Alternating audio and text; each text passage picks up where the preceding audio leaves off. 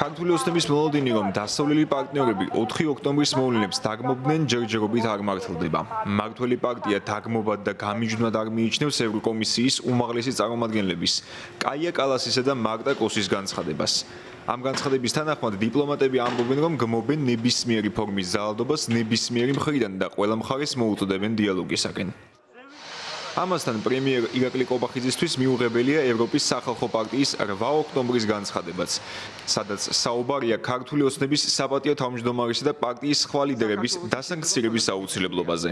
ყველაზე მაგრად გავარდა ვიჭერთ სიტუაციას. ვიდრე ქართველი ხალხი განაგრძობს ბრძოლას თავისუფლებისა და ევროპული მომავლისთვის, ქართულმა ოცნებამ 4 ოქტომბერს კიდევ ერთი ფიქტიური არჩევნები ჩაატარა. საქართველოს ისტორიაში ყველაზე დაბალი აქტივობით და მთავარი ოპოზიციური პარტიების ბოიკოტის ფონზე, ასევე ოპონენტების მასობრივი რეპრესიებისა და ძალადობის თანხლებით. ქართული ოცნების მაღალჩინოსნების მიერ განხორციელებული ბოლოდროინდელი დაკავებები და დევნის მუქარა მიზნად ისახავს პროტესტის უფლების შეზღუდვას, პროდესალური ოპოზიციის განადგურებასა და საზოგადოებაში შიშის დამკვიდრებას. მოვუწოდებთ ქართულ ოცნებას შეწყვიტოს ძალადობა და რეპრესიები და პატივისცეს ქართველი ხალხის ევროპულ მისწრაფებას. მოვუწოდებთ ევროკავშირსა და მის წევრ სახელმწიფოებს დაუწესონ სანქციები ბიძინა ივანიშვილსა და მის ხელშემწყობ პირებს, რომლებიც მონაწილეობენ საქართველოში დემოკრატიის, ადამიანის უფლებებისა და სამართლის უზენაესობის შერყევაში. ამ განცხადებაზე საუბრისას ირაკლი კობახიძე საზოგადოებას ახსენებს, რომ ევროპის სახალხო პარტია ნაციონალურ მოძრაობასთან თანამშრომლობს. პრემიერის მტკიცებით, ევროპის სახალხო პარტიის დახმარებით საქართველოში დამყარდა, როგორც ამბობს, სისხლიანი ავტორიტარული რეჟიმი. 8 ოქტომბერს გამართულ ბრიფინგზე ირაკლი კობახიძემ საზოგადოებას მოუწოდა შესაბამისი დასკვნების გამოტანისაკენ.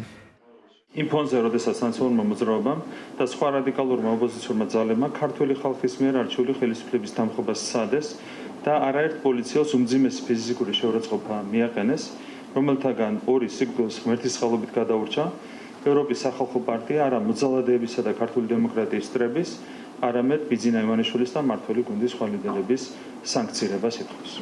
იბიბის ეს განცხადება ქართულ საზოგადოებას საუკეთესოდ ეხმარება იმის გააზრებაში, თუ რა უბედურებამდე მიიყვანა ევროკავშირი სუვერენიტეტის დაკარგვამ და გარედან მართულმა ევროპულმა ბიუროკრატიამ.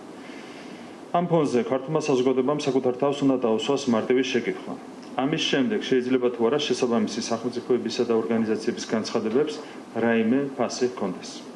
ბუნებრივია ეს შეკითხვა თავისი არსით რიტორიკულია და ცხადია იმ სახელმწიფოებისა და ორგანიზაციების განცხადებებს, რომლებიც ვერ მალავენ გაღიზიანებას ქართული ხალხის, მისი არჩევანისა და მშვიდობისთვის უკომპრომისო ბრძოლის მიმართ, ვერც ახლა და ვერც მომავალში ვერავითარი ფასი ვერ ექნება. ქართული ოცნების პოლიტიკური ოპონენტები მიიჩნევენ, რომ საქართველოს დასავლელი პარტნიორი ქვეყნებისა და ორგანიზაციების განცხადებებით თუ მოწოდებებით მათი სათქმელი მკაფიოდ ითქვა.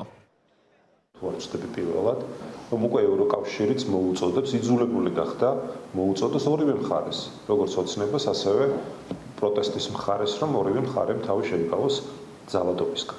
იმის გამო, რომ 4 ოქტომბერს უპასუხისმგებლო პოლიტიკოსებმა ოცნებას მისცეს საბაბი გამოეყენებინა ძალადობრივი პროტესტის წინააღმდეგ, ეს არ უნდა ნიშნავდეს იმას, რომ ოცნებამ ანალოგიური ძალა გამოიყენოს მომავალში უკვე მშვიდობიანი პროტესტის წინააღმდეგ.